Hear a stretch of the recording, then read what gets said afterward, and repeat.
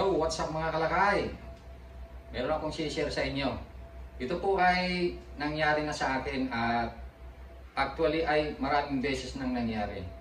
Alam nyo po ba na marami na po akong naging supplier sa manok especially na naging kalaban ko sa negosyo.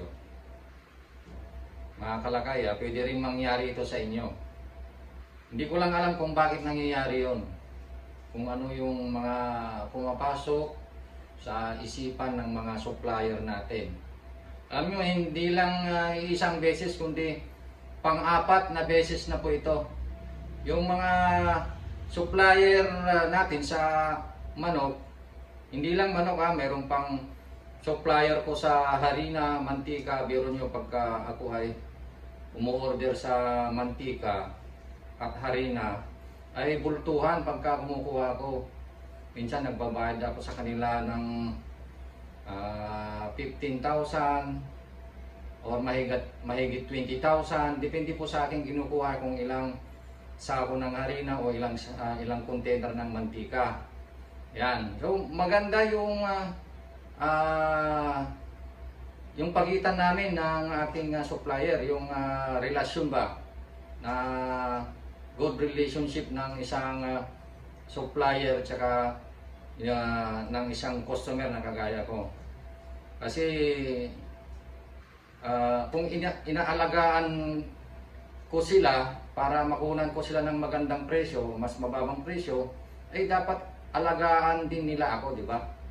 Alagaan din nila tayo bilang customer na tayo yung nagbibigay sa kanila ng mga kanilang para sa kanilang negosyo. In short, kumikita sila sa atin. Yan. Ewan ko ba kung bakit nagkaganon mga kalakay. Meron isa akong supplier ng harina at mantika na kinalaban ako, pero matagal na to, mga siguro ay 5 years na. Kinalaban ako. Nagpatayo din siya ng business na ganito, fried chicken. At noon ay 6 ang aking pwesto. Biro mo, nagpagawa siya ng di ko alam kung 5 yata na cart. Ganyan. So kinalaban niya ako samantalang supplier ko siya ng mantika at saka harina. So ano ang gagawin ko? Di kalaban ko na siya sa negosyong ito. Kukuha pa ba ako sa kanya? So ang nangyari ay talagang hindi na ako kumuha.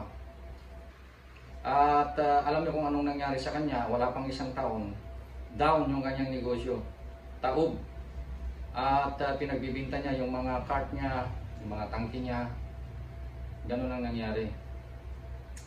Ganun din sa isang supplier ko ng manok dati. Biro mo, nagdi-deliver siya dito. Wala pang gaano siyang makikita sa bahay pero ng taon na ang nakalipas, supplier ko pa rin siya.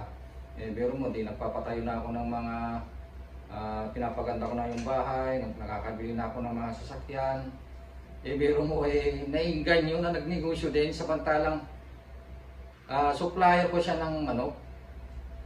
Hindi ko alam kung anong pumasok sa kanyang utak. So naging kalaban ko na siya sa negosyo. Nalaman ko na lang na mayroon akong katabi na ang nagmamay-ari ay yung supplier ko ng manok. So anong gagawin ko noon? Siyempre ihinto ko yung pagkuha ko sa kanya ng manok. Kukuha na lang ako sa iba. Diba? Ang daming mga supplier dyan ng manok. Pati yung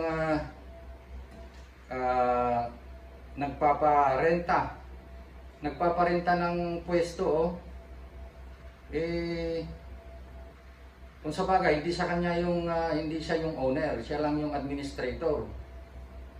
Siyang naniningil ng renta. Biro mo, nagpapirma siya ng kontrata na pwede niya akong paalisin at taon-taon magdadagdag ka ng rental na karagdagan o anong tawag doon sa English, yung increase, rental increase. So ganun ang ginawa niya. So hanggang sa tuloy niya na niya akong paalisin.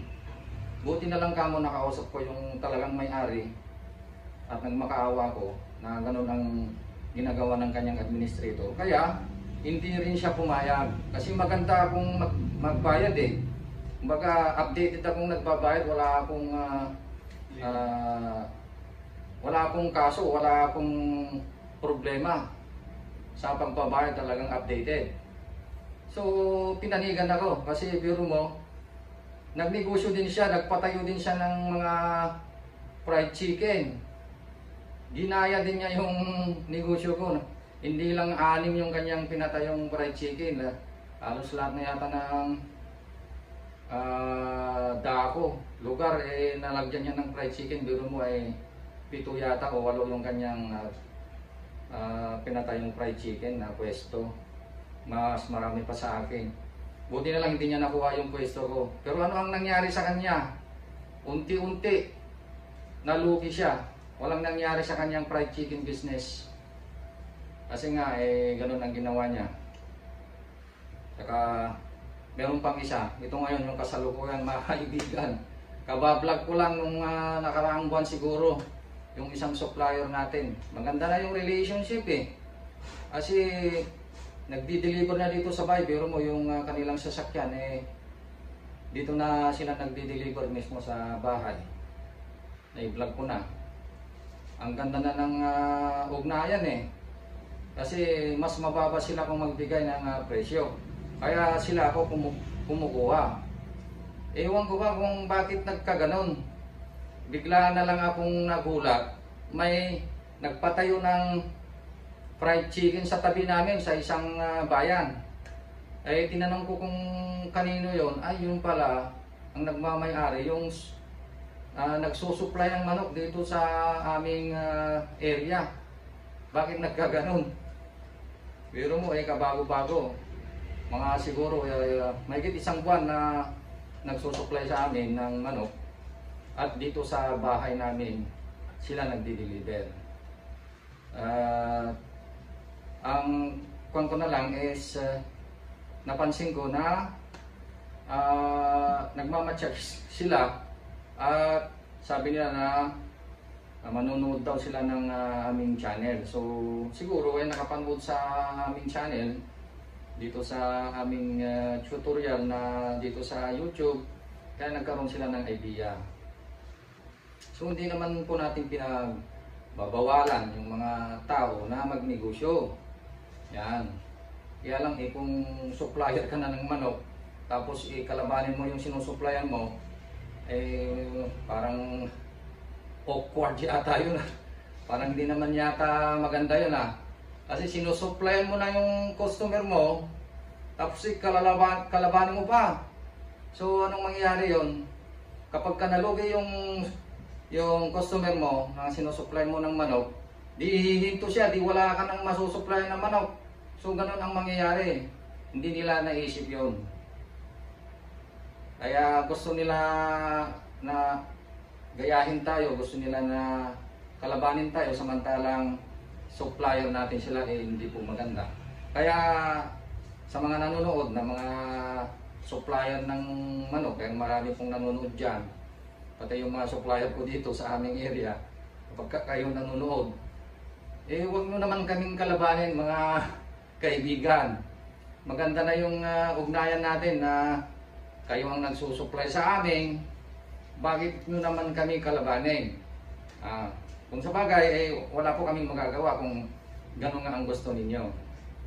Pero ang ibig pong sabihin nun, kapag kinalaban nyo kami na mga sinusupplyan ninyo, gusto nyo na mahinto yung business namin. Na ayaw nyo na kaming supplyan, ganun ang ibig sabihin nun. So, ito po ay isang halimbawa lang ng, kumbaga hindi ko masabi kasi nakakasakit din sa dibdib. Kasi maganda na yung ating ugnayan, tapos ganyan pa. So, sayang mga kaibigan. So, ang ginawa ko, buhat nung nalaman ko nasa kanila yung food stall na yon na fried chicken, hindi na ako kumuha ng fried chicken. So, pang-apat na to, pang-apat na mga kaibigan. Yung mga nakaraan noon na kumalawan sa akin na supplier ko, walang nangyari. Iwan ko lang ngayon, baka mas masarap yung kanilang fried chicken ngayon. Siguro may tataob nila tayo. Pero wala na silang masusupply ng manok. So, ganun ang mangyayari. Kaya, yung mga supplier dyan ng manok, kung gusto ninyo na mag-negosyo din ng fried chicken, sana ito nasa malayo. Huwag nyo nang tabihan yung mga sinusuplayan nyo ng manok dahil ano ang ibig sabihin noon mahirap. So, bilang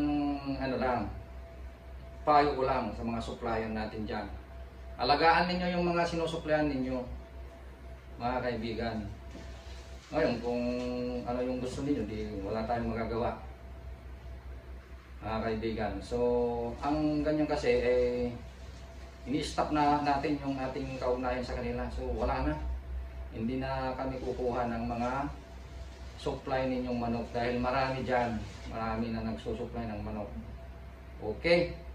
Mga kalakay, available na po sa Shopee ang ating Calpos merchandise. Available na po ang marinated mix at ang ating breeding mix.